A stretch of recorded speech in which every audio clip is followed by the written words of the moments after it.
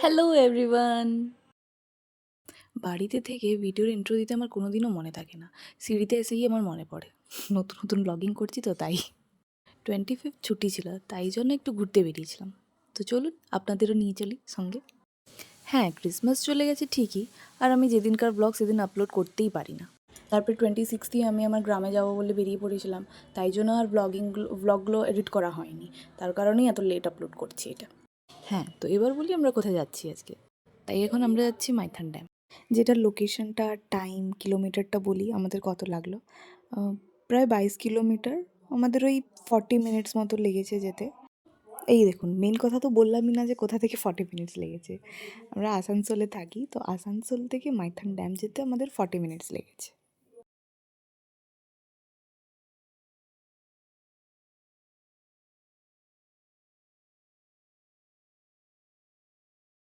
যাই হোক, অনেক কিছু বলে ফেললাম। এবার বলি, এই লোকেশনে চলে এসেছি।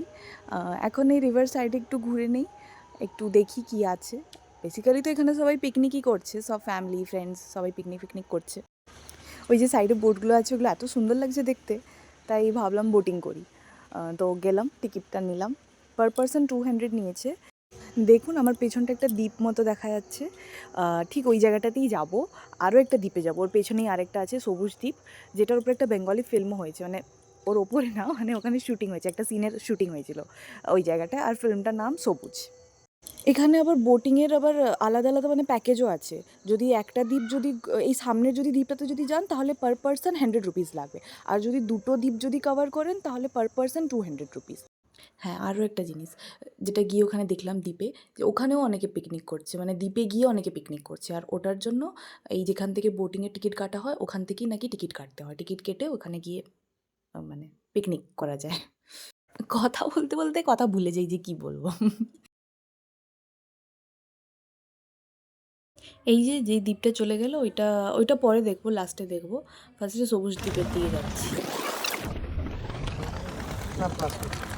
কি হাসি! অনেক ভালো লাগে। আগেও বোটিং করেছি, কিন্তু সত্যি এইটা তো মানে সেরা ছিল। এই যে দেখুন, এই সামনে এটাই সবুজ দ্বীপ, যেখানে সবুজই নেই, মানে গাছ পাতাগুলো একটু কম আর কি, ঝরে গেছে মনে হয়। জ্যাকেটগুলো খুলে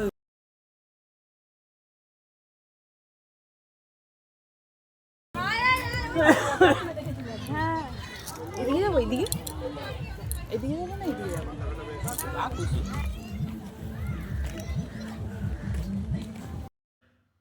এই জায়গাটা বেশ ভালো লাগছিল আমার, মানে একটা দ্বীপ, তাতে আবার সিঁড়িও আছে, সিঁড়ি করে ওপরের দিকে যেতে হবে। বেশ ভালো।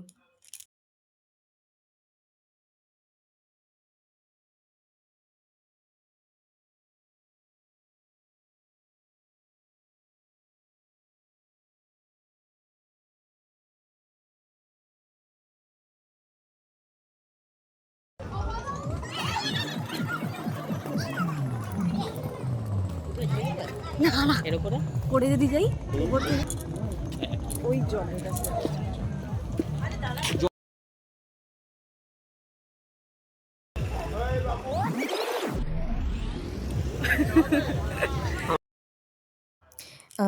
সিঁড়িটার দিকে এক সাইড ছিল, আর এই দিকে আরেক সাইড, তো এই দিকটা যাচ্ছি এখন। এই দিকটা খুবই সুন্দর ছিল, মানে ওইখান থেকে ওই জায়গাটায় বেস্ট, মানে এই জায়গাটা বেস্ট ছিল, এই জলের মধ্যে দিয়ে যাওয়াটা খুবই সুন্দর ছিল। আর যখন স্পিড বোটগুলো যাচ্ছিলো সাইড দিয়ে, পুরো জলটা একদম পায়ে এসে লাগছিল। এই আমার ক্যামেরাম্যানটা একটু ভালো না, তো মানে একটু ট্রেনিং দিতে হবে ভালো করে আরও, তাই আমি বোঝাচ্ছিলাম যে কীভাবে ভিডিওটা শ্যুট করবে।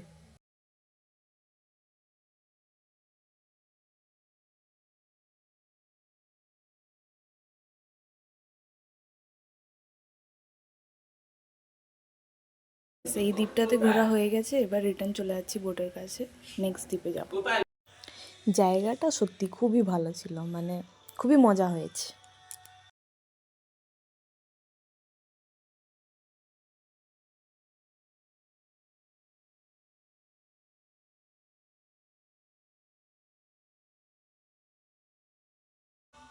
ওইটা একটা ছোট্ট একটা দ্বীপ, একদম ছোট, মানে ওখানে এক টাইমে একটাই বোট দাঁড়ানো যাবে, এই জন্য আর ওখানে নামা হয়নি। ওই একটা বোট অলরেডি দাঁড়িয়ে আছে, তাই জন্য।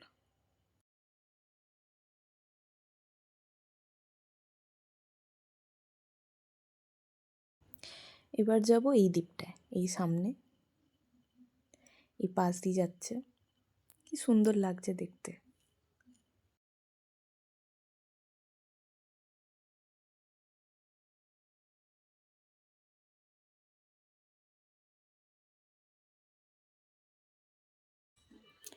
এই দ্বীপটাও মোটামুটি ভালো ছিল, কিন্তু ওইটা একটু বেশি ভালো ছিল। এইখানে, হ্যাঁ, এইখানেই যে সবাই যে পিকনিক করছে এসে, মানে বসে সবাই একসাথে খাওয়া দাওয়া করা, রান্না টান্না করা, ওইটার জন্য এটা বেস্ট ছিল। অন্য দিক দিয়ে একটা ভালো রাস্তা আছে, বাট তাও ওই আর কি, মাথায় শয়তানি বুদ্ধি খেললে যা হয়, যে এইখান দিয়েই নামবো। এখানটায়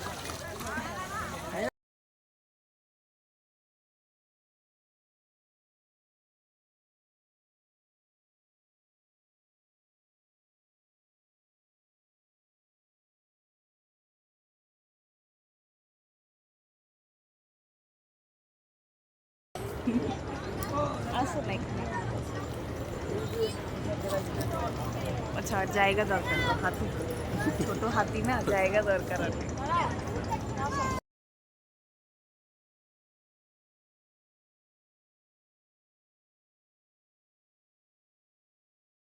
তারপরে হালকা কিছু খাওয়া দাওয়া করলাম, এবার চলে যাচ্ছি বোটের দিকে।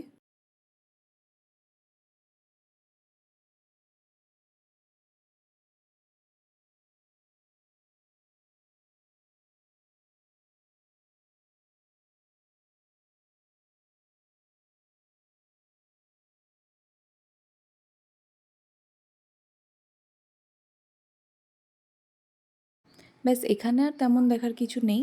এবার যাচ্ছি ড্যামের দিকে। এইখানে সামনে দুটো রাস্তা আছে, রাইটের দিকে আমরা যাব, আর লেফটের দিকে গেলে ঝাড়খণ্ড স্টার্ট হয়ে যায়, মানে এই দিক দিয়েই ঝাড়খণ্ড স্টার্ট আর কি। জায়গাটা খুবই দারুণ, খুব মজা হলো বোটিং করতে বিশেষ করে। এখানে তো ঘুরে দেখার কিছুই না, বাট তাও দেখতে তো ভালো লাগছে জিনিসটা, যে একদিকে পুরো জল আর একদিকে কিছুই নেই।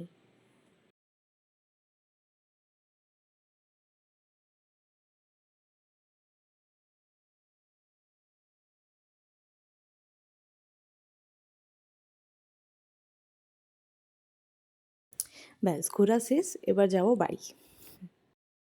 বাড়ি যেতে যেতে এই কফি হাউসটা পড়ে, তাই ভাবলাম যে এটাতে যাই। আমি এই কফি হাউসটা যতবার মানে যাই আসি আমি দেখি, তাই ভাবলাম যে চলো যাওয়া যাক।